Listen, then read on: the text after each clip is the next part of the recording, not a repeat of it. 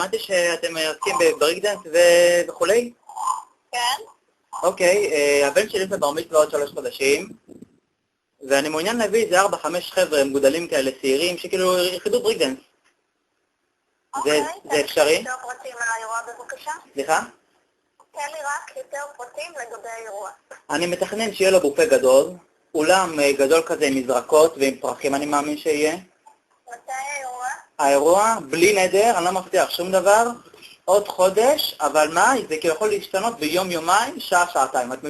את קולטת את זה, את יודעת, כי דברים משתנים. אוקיי, איפה זה מתקיים? זה מתקיים באשדוד, אבל אני משלם הרבה כסף, אם אתם גרים רחוק, נסיעות עליי. אבא שלי נהג ספיישל, אז זה כאילו לא בעיה. זה לא, אנחנו רקדנים מקצועיים, אנחנו לא רקדנים מהרחוב, יש לנו הסעות, כל מסודר, אל תדאג. אני גם רוקד קצת בלט וזה אם זה עוזר, אבל כאילו. אוקיי, וכמה זה כאילו הסיפור אם אני מביא כמה רקדנים שיעשו כמה תעלולים, את יודעת? תראה, כעיקרון יש לנו הופעות מסודרות, אתה יכול לראות אותן בתוך האתר האינטרנט שלנו. אוקיי. ביניהם זה הופעות מתוך התוכנית שנולד לרקוד, מופע ברקדנס מאוד מאוד אקרובטי עם שילוב אש. אש? בשילוב אש. אני לא אוהב את הקטע של האש וזה, אני פחד, העולם עולה נורא יקר, זה כאילו לא מסוכן הדברים האלה?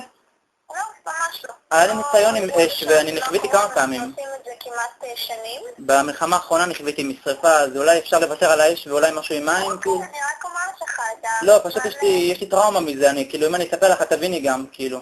נכוויתי ממצית שאחד ביקש אש, עזבי, לא משנה, זה... אוקיי, אז אפשר בלי אש פשוט? כן, אפשר בלי אש. אני מעריך אותך הרבה יותר ויהיה לך טיפ טוב. אוקיי, ואיך הרקדנים, איזה גילאים הם? מגיל 19 ומעלה עד גיל 30, כולם למרכז תל אביב. אוקיי. בכלל על הגסות, יהיו בנות, כי אני פשוט גרוש, ואת יודעת, אני אשמח לאיזה דייט, שמה דייט, את יודעת, כאילו, אם זה אפשר, כאילו, רק אם, את יודעת, לא, את יודעת.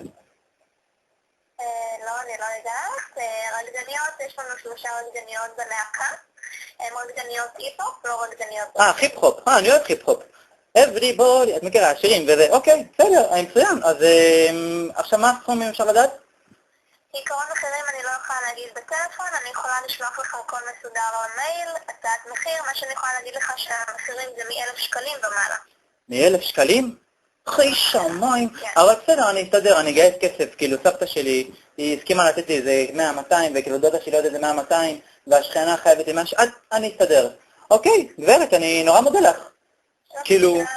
אתה רוצה לשאיר לי טלפון, מייל? אני יכול לשאיר לך שיר, ולכולם איתם... שנייה. טלפון, אני אתן לך את הטלפון של הבן שלי, כי אין לי שיחות. אוקיי, מה השם שלך? השם שלי דוד מאיר, אבל את יכולה לקרוא לי צביקה. קוראים לך צביקה או מאיר? צבי מאיר.